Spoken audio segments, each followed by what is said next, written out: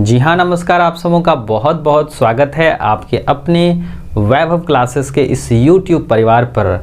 आज के इस वीडियो के माध्यम से हम लोग समझेंगे कि हमारे पृथ्वी पर पौधों की क्या उपयोगिता है। अगर पौधे ना रहें तो फिर हम लोगों पर इसका क्या प्रभाव पड़ने वाला है।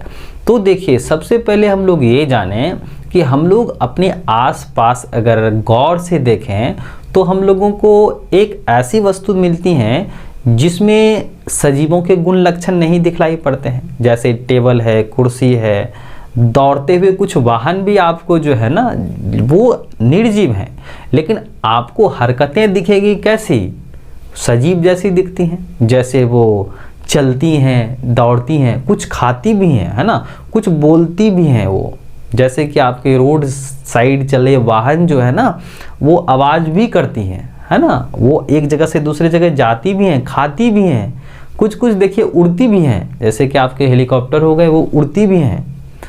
तो हमारे आसपास विभिन्न प्रकार के जो है वस्तुएं हैं जो बताती हैं अपने लक्षण से कि हम सजीव हैं, लेकिन फिर भी हम लोग उसको सजीव का दर्जा नहीं देते हैं।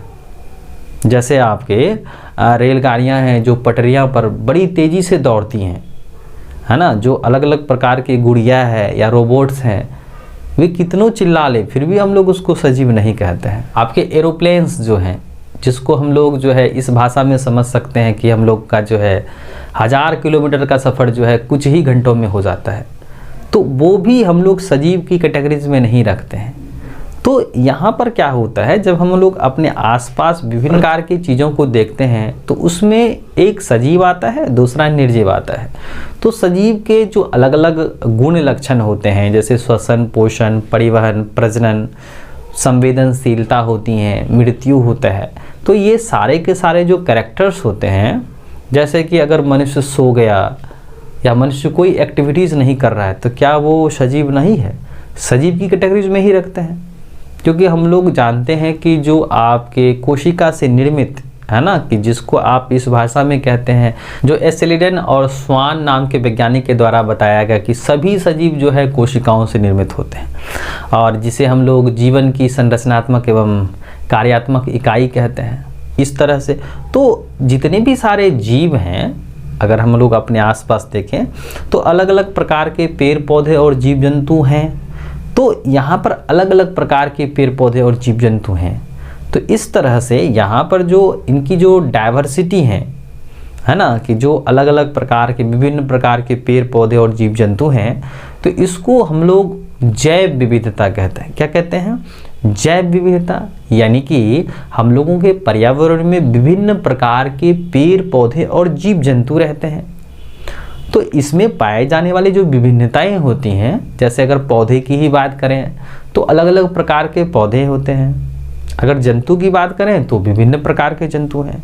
तो इसमें जो पाए जाने वाली वेराइटीज़ है ना, या वेरिएबिलिटी है, इसी को हम लोग क्या कहते हैं?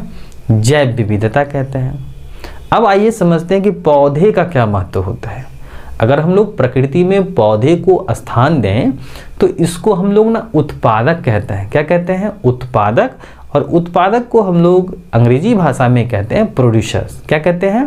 प्रोड्यूसर्स कहते हैं। यानी कि एक ऐसा जैव घटक या जैव अवयव जो अपने से भोजन बनाता है, और जो अपने से भोजन बना रहा है, जैसे आपके हरे पेड़ पौधे हो गए, कुछ आपके जलीय पौधे भी, जैसे कि आपके बहुत सारे शैवाल होते हैं, उसमें जो है आपका क्लोरोफिल रहता है, क्लोरोप्लास्ट रहता है। तो इस वजह से वो अपना भोजन स्वयं संश्लेषित करते हैं बाय प्रोसेस ऑफ फोटोसिंथेसिस। यानी कि उसमें प्रकाश संश्लेषण की प्रक्रियाएं होती हैं, जिस वजह से वो अपना भोजन कार्बोहाइड्रेट्स यानी ग्लूकोज के रूप में बनाते हैं, और हम लोगों को प्राण वायु यानी ऑक्सीजन देते हैं। तो इस तरह से जो है आपका हरा पौधा जो है अपना भोजन स्वयं बना लेता है, जिसमें कि आपका जो है जल तथा खनिज लवण लेते हैं वो जड़ की मदद से मिट्टी से ले लेते हैं, और कार्बन डाइऑक्साइड ले लेते हैं आपके वायुमंडल से, है ना। पत्ती में मौजूद होती हैं क्लोरोफिल, और सूर्य के प्रकाश की उपस्थिति में अपना भोजन बना लिए, है ना, जिसको आप रसायन की भाषा में अगर रासायनिक सूत्र लिखेंगे तो आप स्क्रीन पर देख सकते हैं इस तरह से, है ना, प्रकाश संश्लेषण की रासायनिक अभिक्रिया। तो इसमें क्या होता है कि जो उत्पाद के रूप में होता है ना, यानी बाय प्रोडक्ट्स के रूप में हम लोग को प्राण वायु यानी ऑक्सीजन देते हैं। तो आप तो कीमत तो समझ ही रहे होंगे, ऑक्सीजन की कीमत क्या है वो उससे जाकर के पूछे जिसके हॉस्पिटल में जो है ना ऑक्सीजन चलाया जाता है। हम लोग मुफ्त का, हम लोग 24 घंटा श्वास यानी ऑक्सीजन लेते हैं, उसका कोई वैल्यू नहीं रह जाता हम लोगों के लिए कि पौधे में जो है कुछ हम लोग सहयोग करें, पौधे लगाएं, वृक्षारोपण करें और फिर हम लोग जो है उसको सींचें, संवारें ताकि वो हम लोग को अधिक से अधिक ऑक्सीजन दे सके।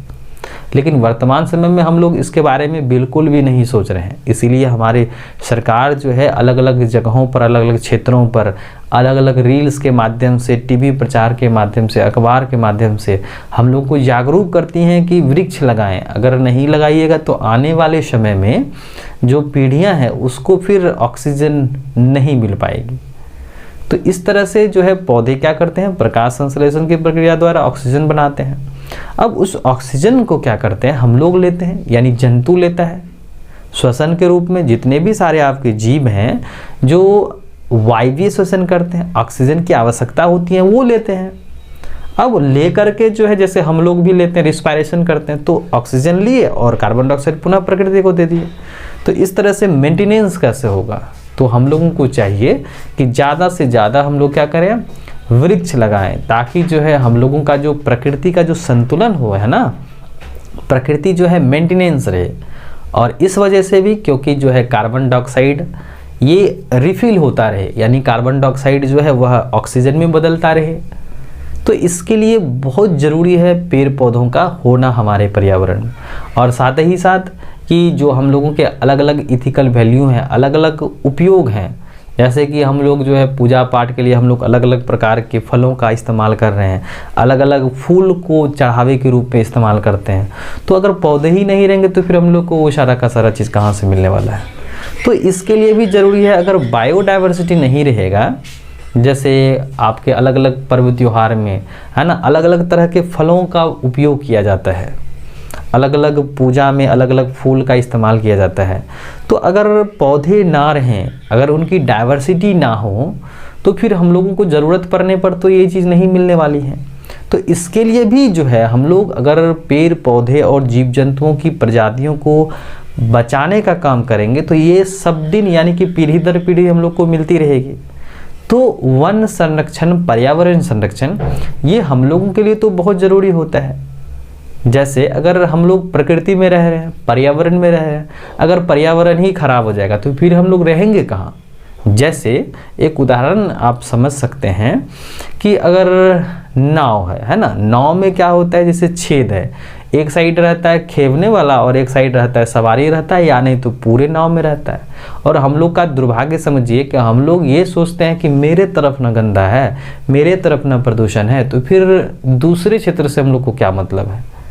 और हम लोग की सबसे बड़ी बात यह है कि हम लोग खुद ये सोचते हैं कि मेरे करने से क्या होगा। हाँ, करने से ही होगा, क्योंकि अगर आप मानते हैं मेरे करने से क्या होगा तो पूरा जो है दुनिया, हम लोग अगर यही मानेंगे मेरे करने से क्या होगा तो फिर तो दुनिया चल पड़ी।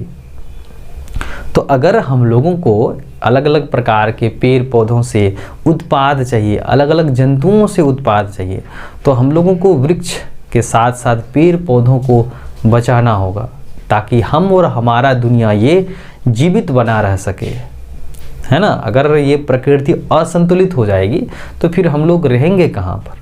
तो इसीलिए पर्यावरण का संरक्षण, प्रकृति की संतुलितता, है ना, जिसको आप मेंटेनेंस कह सकते हैं, अगर ये चाहिए, अगर हम लोग लंबे समय तक इस पूरी सृष्टि को रखना चाहते हैं कि आने वाली पीढ़ी जो है स्वच्छ पर्यावरण देख सके, स्वच्छ ऑक्सीजन उपलब्ध करा सके, उपलब्ध ले सके, तो फिर हम लोगों को जो है वृक्षारोपण करना ही होगा, क्योंकि कोई उपाय नहीं है यहाँ पर कार्बन डाइऑक्साइड को पुनः चक्रित करने का। पौधे ही एकमात्र ऐसा जो है इक्विपमेंट्स है, आप औजार कह सकते हैं इसको, है ना। जीव विज्ञान का एक ऐसा औजार है जिसमें पौधे जो है पर्यावरण में कार्बन डाइऑक्साइड को बदलते हैं ऑक्सीजन में।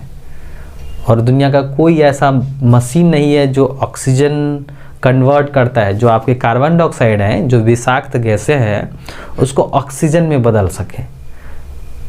इसलिए हमारे जो है अलग अलग तरह के जो है संस्थाएं, अलग अलग जो है टीम जो है इस मुद्दे पर बात करती हैं, अलग अलग गांव शहरों में जाकर के बोलती हैं कि वृक्ष लगाइए, वृक्ष लगाइए, है ना। अगर हम लोग आज के ज़माने में, वर्तमान समय में अगर वृक्ष लगाते हैं तो आने वाली पीढ़ी स्वच्छ पर्यावरण मिल पाएगी, तो हम लोग उनको स्वच्छ ऑक्सीजन दे पाएंगे।